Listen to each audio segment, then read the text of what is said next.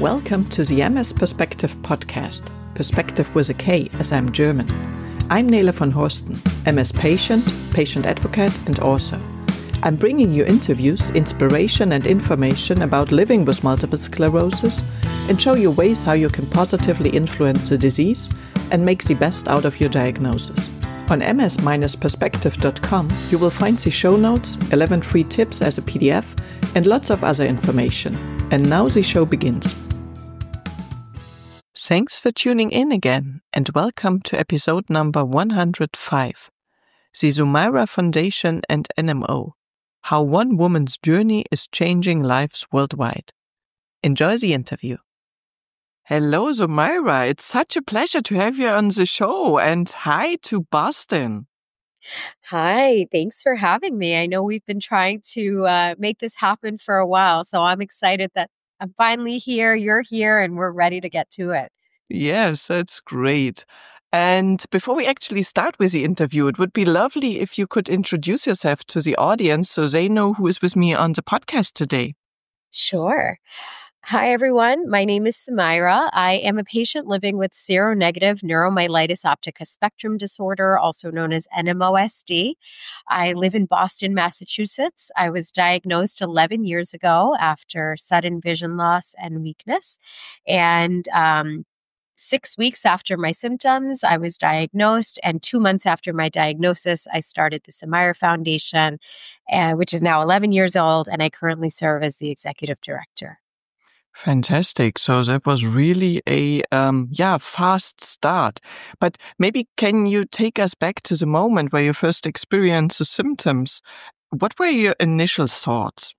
Yeah, so let's rewind back to the summer of 2014. I was getting ready to celebrate my 25th birthday. Life was good. I had a good job. I had a lot of friends. I was very, very social here in Boston. And all of a sudden, after my oral surgery, I had all of my wisdom teeth taken out. About a week after my oral surgery, I lost vision completely in my right eye. And the irony of all of this is that I was actually working in ophthalmology at the time. Mm-hmm. So this really helped me because I was able to be evaluated almost right away. And after a visual field test, the doctor determined that I was indeed unable to see out of 70% of my right eye, but structurally they could not find anything wrong with my eye. So I was sent to the hospital to get an MRI, my first ever MRI. And after the MRI, they saw that I had inflammation in the optic nerve in my brain and the chiasm, and that's what was causing the vision loss. I was prescribed vitamin D. I was given IV steroids for 3 days. But when I was discharged, I was told that I had an idiopathic case of optic neuritis with a 16% chance of developing multiple sclerosis at some point in my life. But they didn't seem very worried, and they said my vision would return within 3 months to a year. So, I just kind of moved on with my life after that first episode. I wasn't nervous. I wasn't worried because no one else around me seemed very worried. So I was okay. But about 4 or 5 weeks after that first episode, I lost vision in both of my eyes and I couldn't feel half of my body. So at that time, obviously the situation was different and it was being treated differently. I ended up being rushed to the hospital. I had 4 hours of imaging, 20 vials of blood drawn, my first lumbar puncture. I started on treatment right away. I was admitted. I had finally told my family and everyone came to see me. And at that time, during my diagnosis, that's when I started feeling things. That's when I started feeling scared for sure. I had never heard of NMO, and no one around me had ever heard of NMO. I was very angry. I was angry at my body. I was angry at the world. I was feeling very, very lonely. When you get diagnosed with a rare disease, it can be a very isolating feeling. And yeah, I was definitely not happy when I got diagnosed. Yeah, for sure. So what were the treatment options available when you were first diagnosed, and how do they compare to what's available today? Such a good question. And I think this is the story that we need to keep telling. So, when I was diagnosed in 2014, um, in an acute phase, I was treated right away with IV steroids. I've had plasmapheresis, but I was also given rituximab, which at that time was the gold standard for treating NMO because we didn't have any approved therapies. Unfortunately, I relapsed 3 times within like the first few months on rituximab. So it didn't really work for me. So we had to resort to some other drugs. But long story short, in my first 4 years of living with NMO, I cycled through 9 different biologics Wow. until I finally found something that works. And now in 2025, we have 4 highly efficacious FDA approved therapies. And so the landscape of NMO has drastically changed from when I got this versus now because, we have treatment options now that work, that were designed for patients living with NMO. And having treatment options in a rare disease is such a luxury. I will say that because I'm seronegative alongside 30% of, NMOSD patients, it's very challenging for us to get access to these approved therapies because Mhm. they're approved only for aquaporin 4 positive patients. But I remain hopeful that we will at some point be able to get improved treatments for seronegative patients as well. Okay, great. Yes. Yeah, but wow, that's luckily the situation changed that much and hopefully keeps on becoming even better and better. So, how did you find the strength to push through that low point? Oh, sometimes I didn't. If I'm very honest, I was miserable my first year. I was really, really, really depressed. Obviously, my entire life changed. My dreams were shattered. I wanted to be an actress. And, I physically, literally could not see. I couldn't dance anymore. So I was grieving that first Mhm. year for sure. But, there was something I don't know. I describe it as like a fight or flight moment and this like survival instinct that came in as soon as I got diagnosed, as soon as I realized when I went to the internet that there wasn't that much advocacy going on for NMOSD. There wasn't that much awareness going on. When I got diagnosed, I was like, okay, I'm going to go to the internet. I'm going to find other patients. I'm going to find which celebrity has this. Maybe there's an ice bucket challenge going on for Mm. this disease. You just assume these things are kind of set up for all these diseases. I didn't know. I was completely naive. Mhm. So when I went to the internet soon after my diagnosis, I was slapped in the face with some harsh realities. To this day, this information is still there, but everything you saw on the internet about NMO in 2014 said you're going to die within 5 years of your diagnosis. So Wow. you're just seeing death sentences everywhere. And I only read very bad stories, very sad, devastating stories, people dying and this and that. And, I just thought to myself, there's no way that this is it. There's no way that this is it for me, at Mhm. 25, but there's Mhm. no way that this is it for this disease. There's people are going to the moon where, we have all these crazy advancements in the world. Like there has to be more than just this. And so I set myself out on a quest to figure that out. What was it? And, several weeks after my diagnosis, I was in bed rest and kind of bored, but also like desperate for something good to happen. And so I decided to Google how do you start a foundation for something like this? Mhm. And Google mentioned that it was 5 easy steps, which I can attest 11 years later, it is not. But I just started to get to work. I thought to myself, if I have 5 years left, if that's all that I have, then I need to get to work now. And that's what happened. And I found my strength in working on this foundation and building a community. Oh, I see her. Yeah, the little one is here. Oh, But yeah, hopefully she lives, lets us do our interview. no problem. Okay, so yeah, that's great that you used all that, let's say, negative energy to change it and push it to make it positive energy to start the Sumaira Foundation. Fantastic. So what role did your family, your friends, or other NMO patients play in your journey? Well, I have to say I'm very lucky. I was surrounded by family and friends, and I was never really alone. Despite feeling so alone with having a rare disease, I wasn't ever alone. I had the support of my immediate family, but my extended family. I have a lot of friends. My work was very, very supportive. It was very interesting to see how people kind of came out of the woodworks when all of this happened, and everyone was being so generous with their time, with their money, with their connections, because they saw that I wanted to do something with Mhm. all of this. And the patients, of course, played a big role too.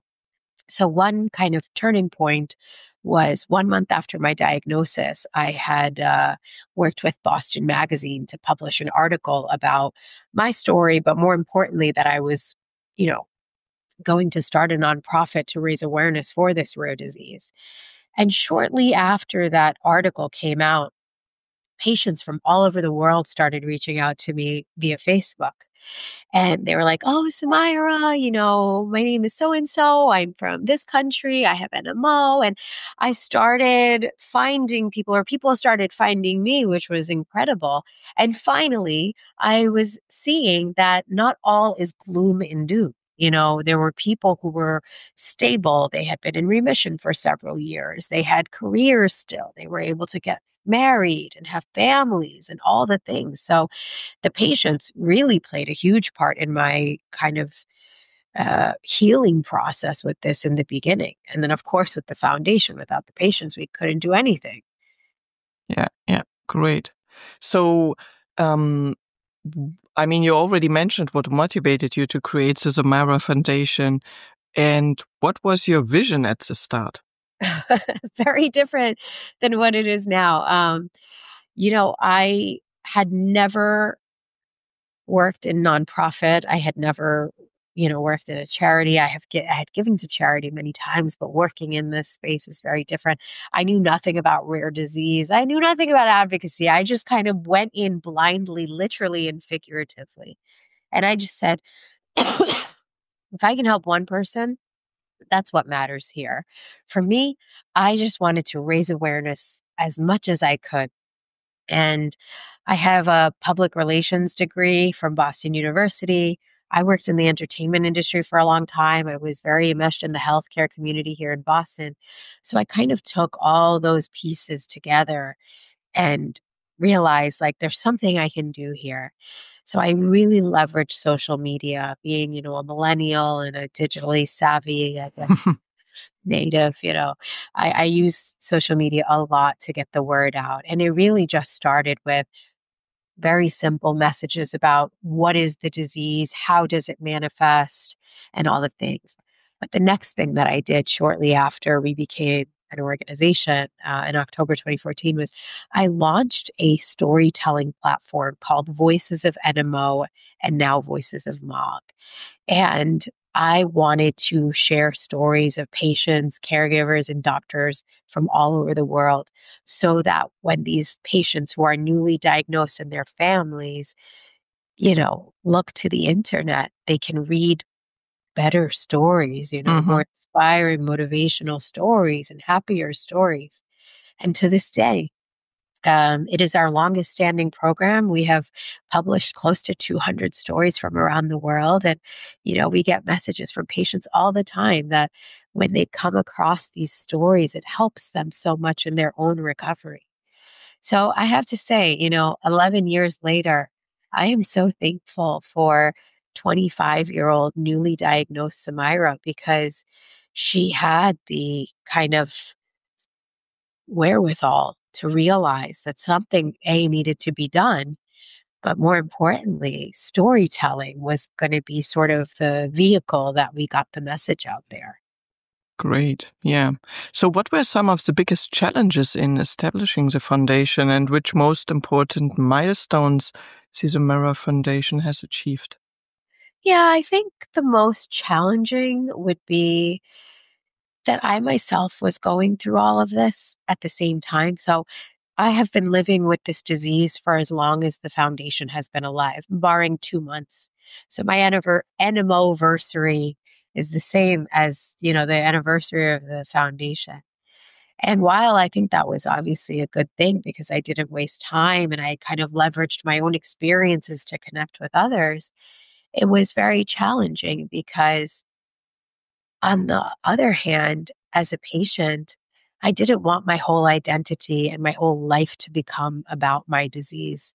There was so much more I had going on in my life before I got diagnosed. And I didn't want all of this to kind of consume me. But in hindsight, 11 years later, hindsight is 2020, it consumed me.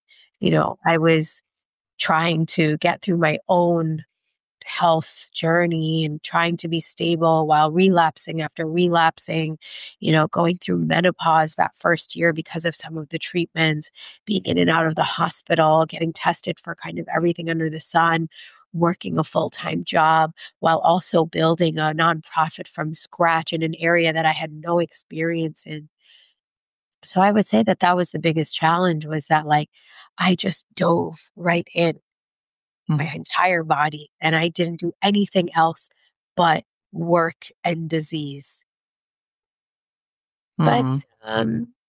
in some ways, obviously, it was good because if I didn't do that, we wouldn't be where we are now. But when I think about what was Sumaira, the patient, struggling with at the time, I didn't really have much of an escape from my disease. Mm. Yeah. Yeah, I can imagine. And I see you so often online on LinkedIn or on Instagram, and you are doing really so much. And Mm. yeah, I can imagine that there's not so much besides the foundation and everything you are doing for it. And of That's course, everybody is integrated in a way, your family and of your course. friends. And I will say that now, I'm 35. I'm in a different place in my life. I'm obviously in a different place with my disease and with the foundation and whatnot. And I've learned a few things along the way. So I think, I have very much a life outside of this now. I've learned, work-life balance and making sure that I don't lose myself in all of this, which I think at one point I did, but I found her again and I want to stay connected to her. So part of that is, protecting my private life a little bit. And so I have done a much better job now that I'm older and maybe a little bit wiser of separating the two. But I think it is very important to still have a life outside of illness, of course, but also outside of work. And when your illness and your work are together, sometimes it's hard to do that, but I'm figuring it out. great. Okay. So why is it crucial to have the Sumaira Foundation ambassadors in as many countries as possible? Because the reality is that outside of the United States, advocacy for NMOSD, for MOGAD, and even for rare disease is not as maybe um, so in your face as it is here. And that's not to say people don't want it. It might be that some folks don't know how to do it or how to mobilize or don't have the energy to do it, but they want to do it. So in 2019, that was 5 years into the foundation. I had met so many people online, and folks had been following my personal journey with the disease online, but also what I was doing with the foundation. And I started to receive a lot of messages from patients and caregivers alike about, Sumaira, we love what you're doing. How do we get involved and how do we help you? And at the time, I didn't have an infrastructure to accommodate that. But Hmm. it got me thinking that, hey, hold on, maybe we can be even bigger than just, in the US, because 95% of our patients are actually outside of the US. And there's little to no advocacy happening. So I created this ambassador program in 2019, really not knowing what was going to come of it and not knowing, what to expect. We started with about, 10 US patients and caregivers, and, we were learning as we were going. But now, it's the program is 6 years old, and we have almost 100 patients, caregivers, and clinicians representing 35 countries. And what that has done, not just for the foundation, but what that has done for the disease and for the cause and for the movement and the community is astronomical. I mean, it's basically paying it forward. What I did here in the US for patients, these ambassadors are now doing for their communities. So they're building community, they're raising awareness, they're partnering with local doctors on research initiatives. These ambassadors are so critical to our cause because they're accelerating the movement of illuminating the darkness of these rare neuroimmune conditions. Great, yes. And I already had Leda Bresnov here on the podcast from That's Denmark, yes. And of course, some of your ambassadors being doctors, yes. Yeah. So that's great. Can you maybe share a particularly meaningful story of a patient or ambassador who inspired you? Actually, I have a very recent story. So, last week, I received an email from a doctor here in Boston at the Brigham and Women's Hospital, part of Harvard Medical School. And she emailed me, she was definitely worried. And she said, I have this newly diagnosed young woman in the hospital. She's 19, her family's very worried. She's worried she's had a go with NMO. Does anyone from the foundation still reach out to patients? Could someone email her? And I read this, and right away I remembered myself, in the hospital when I was 24, 25 years old, alone and thinking about what was going to happen of my life.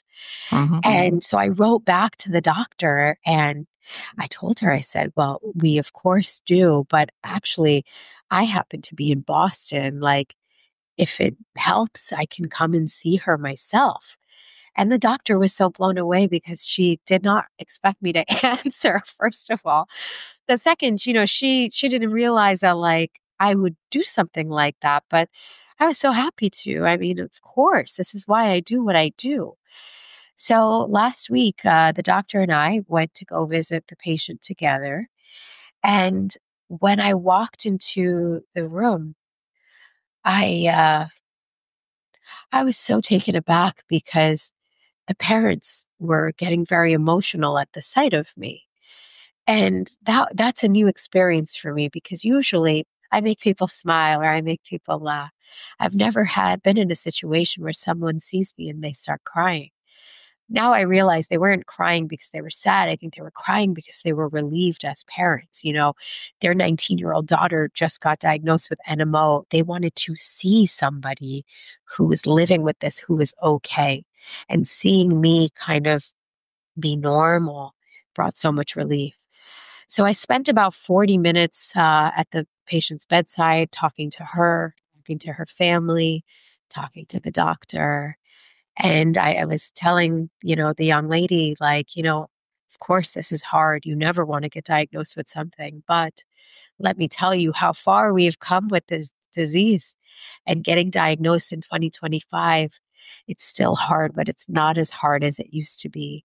You have an amazing doctor. You were diagnosed correctly and quickly. You have access to these therapies. You have a support system of your family, of course, but of the foundation. And being able to support someone in a time of crisis like that was, of course, something I was very happy to do, and I was hopefully helped them. But actually, what this experience did for me was give me the gift of reminding me of my why. Why do I do this? When I started the foundation 11 years ago, going into this completely blind, again, literally and figuratively, not knowing what was going to happen or what I could achieve. I always imagined that I'd spend most of my time visiting patients in the hospital. But, because of logistics, COVID, one thing or another, it just never really worked out. So to be able to kind of go back to the root of why I started this uh, was a gift for me.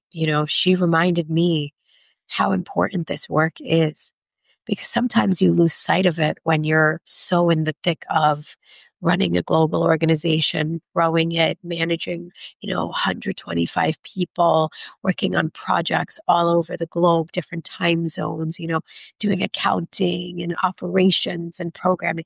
Sometimes I do lose sight of my why. And she reminded me of it. And so it was really a gift to me too. Yeah, great. And I remember seeing that post of yours, yes. And it's so important to have positive role models when you get diagnosed. And yeah, I hope to be such kind of role model myself as well, with 20 years with MS.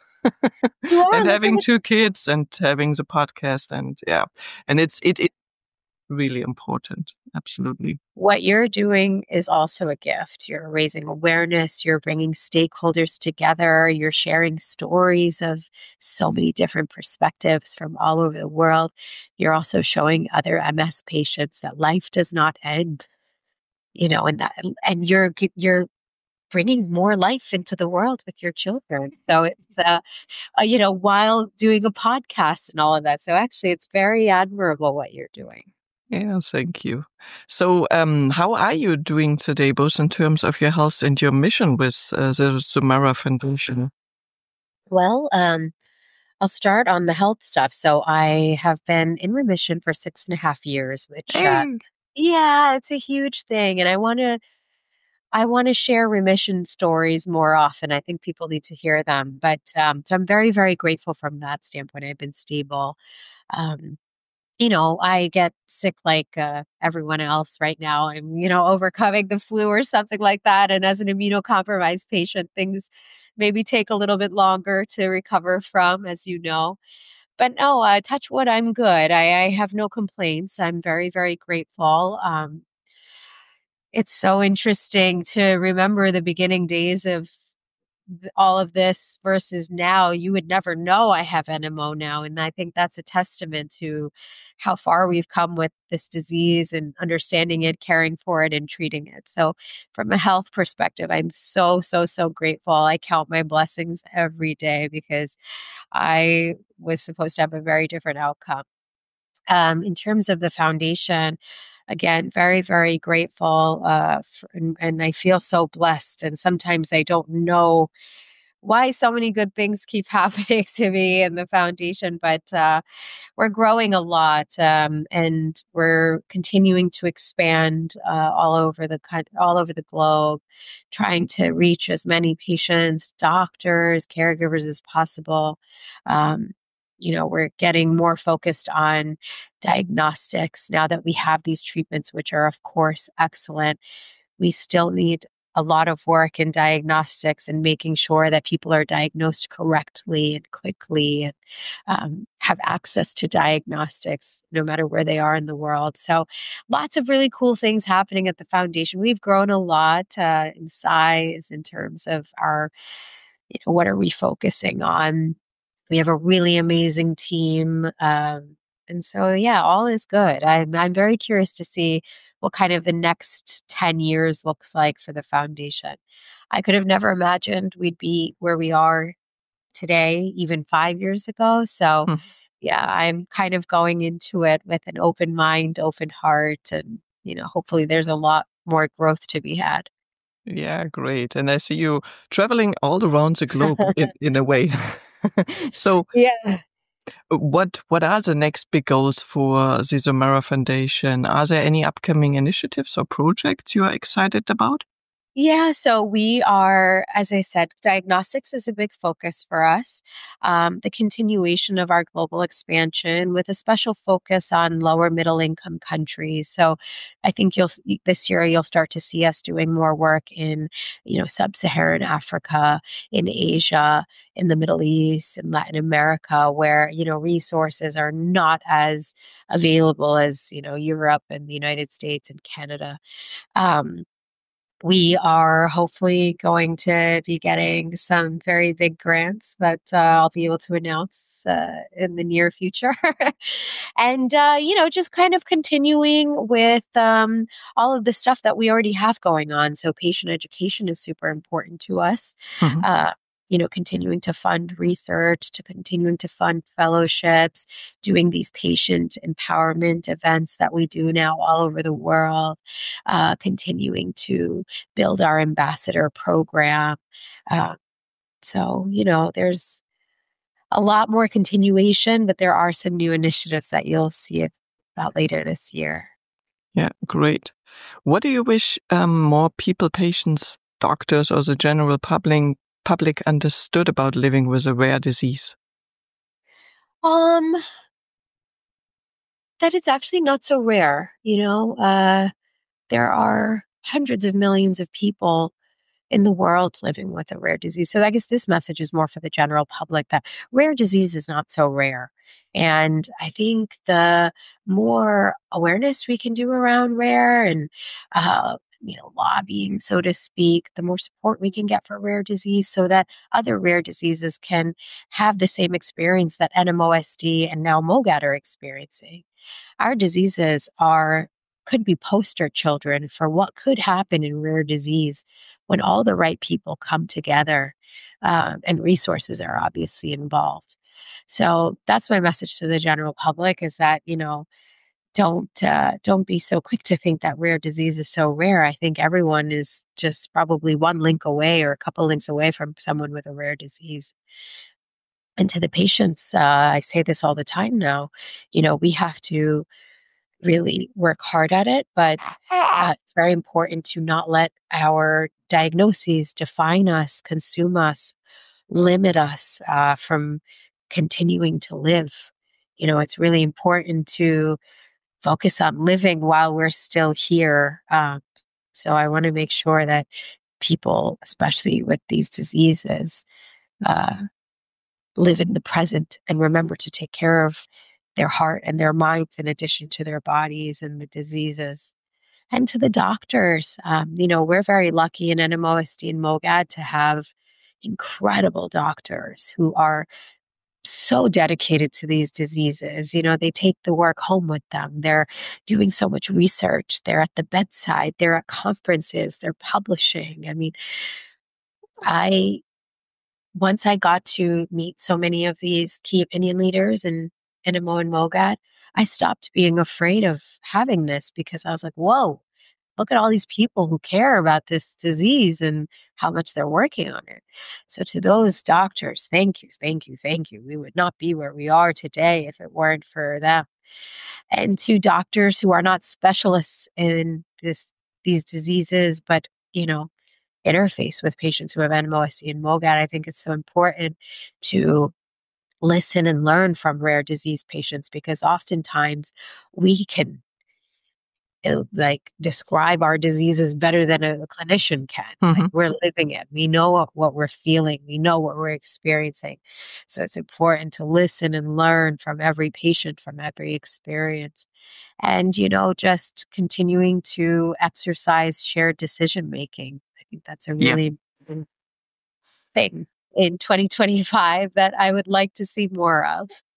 Absolutely, yes. And I had a few podcasts about this and how it can be done even better with using AI, for example. Yeah, shared decision making is such an important thing. Real shared decision making, not just thinking we are doing shared decision making. Exactly. It's applying shared decision making to real Yeah, life.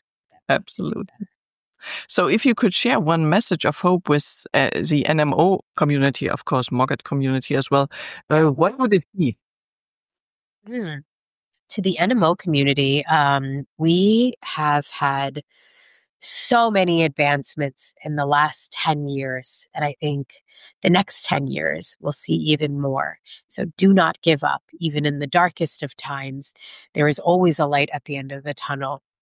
I think that eventually we're going to find out what's going on with seronegative NMO patients, and then we'll be able to find treatments for them.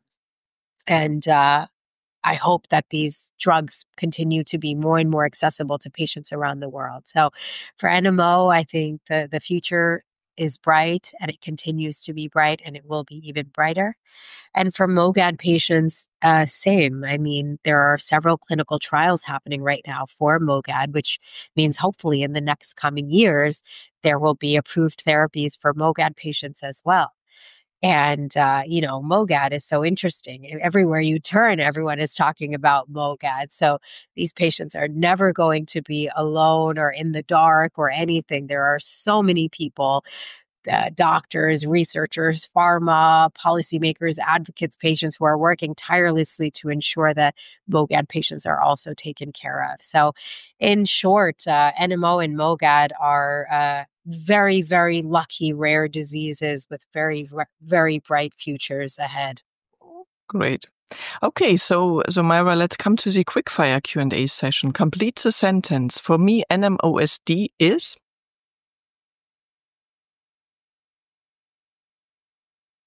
For me, NMOSD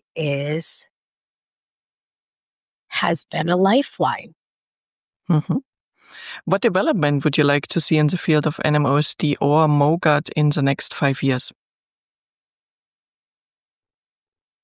Quick and accurate diagnosis, availability and accessibility of approved, highly efficacious treatments, more doctors who know about these diseases and can treat them, and just more and more support for the community.